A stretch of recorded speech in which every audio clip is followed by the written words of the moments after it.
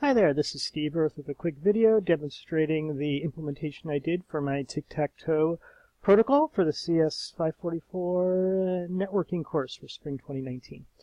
So I just want to point out at the get-go that not all aspects of the game really are fully functional yet.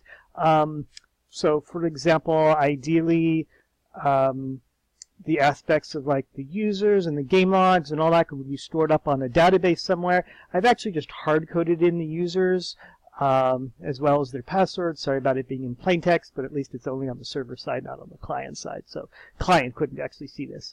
But yeah, so some of the idealized features about, keeping like the high score and all that, hasn't really been implemented yet. Also, the AI is a little bit soft, as we'll see in a bit.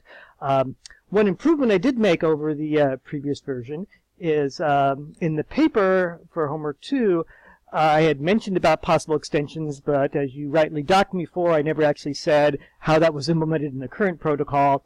And over here, I just want to point out there is something where it actually checks the version. Here, let me look at the client so I can show you. Here, it's actually sending some bytes representing the version, and then it kind of gets checks. There's really only one version, so at this stage, it's a little bit rude. If you're not the current version, it just cuts you off. Ideally, there'd actually be, if there were multiple versions as backwards compatible, it would shuffle off to another DFA. But because there's only one version, I didn't bother with that. All right, well, let's get running here and show how this works. So let's look at the bottom terminal down here. If I have it in my path, so I actually don't need to pass the Python source code to Python. I can just say, oops, it's called TTT client.py, but before I run it, I better run the server one.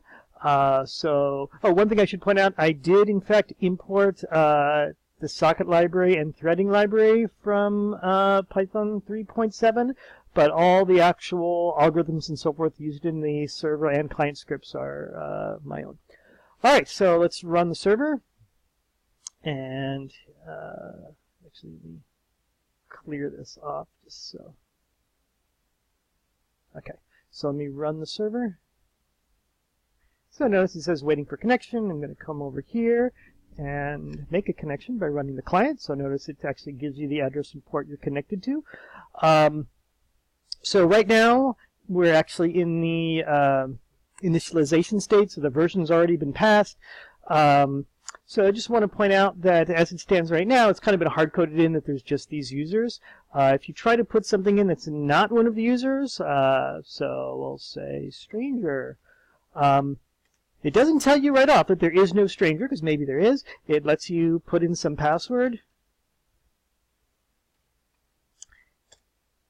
And what's actually going on is it entered a user authentication stage, it checked, and it's not telling you whether there's no user or whether there was a user, it's not the password. It's trying to keep that hidden from the client there. But in case I'm going to log in for real, and because I put this in plain text and we're looking at the server part, my actual password is 3141. But just to show you that there is something going on with the PDUs checking this, let me put in something else. And notice, password denied, please log in again. And again, from the user's point of view, they don't know if that means that there's no Steve or the password was wrong. But in fact, there is a Steve. It's me. So I will put in my password. So now we've entered another state. And again, the actual states are invisible to the user, as one would want. But there's actually all these bytes being passed back and forth here as it goes through here. You can kind of see what's going on in the user authentication. Okay, so at this stage of the board, I apologize, there's not really a ton of graphics here. Zeros just means that the space is empty. We are player 1 as the human, and the computer is player 2. So let's say we want to move in the center. So the user interface is indexed at 1. The actual Python's indexed at 0, so there's adjustment that goes on, but that's just implementation details. So I'll just move in the center, so that would be 5. And now it says, so you can see a little bit better. So there's the current board state. Notice the computer made a move. It moved in the right-hand corner, upper left-hand corner. So one thing I do want to point out is, again, this is a game thing and not a protocol thing. The AI is actually pretty dumb, so it doesn't actually try to win. It just takes the first empty square that it can. It's not even random. So just to show you again some error checking that's going on is if I try to put in something. I did some fuzzing, some basic fuzzing. So if I put in things that aren't a number, it catches that. I'm sorry, that's not a legal move.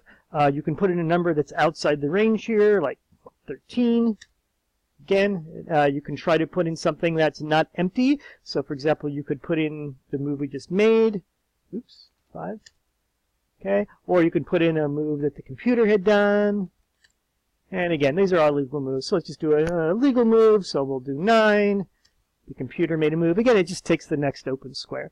So, all right, well, let's go ahead and end the game. So another thing that the computer doesn't do is it doesn't actually check for 3 in a row. So at some point, you just run out of legal moves, and it's up to the user to end the game. So the actual tic-tac-toe implementation had been better. That wouldn't have happened. But again, let's just focus on the protocol for now. So if I want to end the game, I do 0. And that puts us back to this initialization stage where we can log in as someone else. Or we can actually quit. I just want to point out, so we could log in again as Steve. I'm not going to bother with fuzzing the password and all that. We'll just go with the real thing. And part of the reason I want to show this is to show that you can do concurrent users. So it's going to come up over here on my upper terminal here. And notice we've got another connection now. And I will enter as Mike. And Mike's password, if I remember correctly, yes, the always hard to guess 1111. So we now actually have 2 concurrent games going on, and these are actually distinct. So just to show you, Mike's going to move in the corner. And notice that because the computer couldn't take that anymore, it went to the next spot. Whereas here, Steve is going to move in the center. All right, and now if we have Mike quit, so Mike was at 58079. So if he ends by saying quit here for a username. And he disconnected. I can keep on going, so maybe I go 3, and then I get tired of playing, so I end that game, and then I quit. And there we go. So that is the basics of my protocol.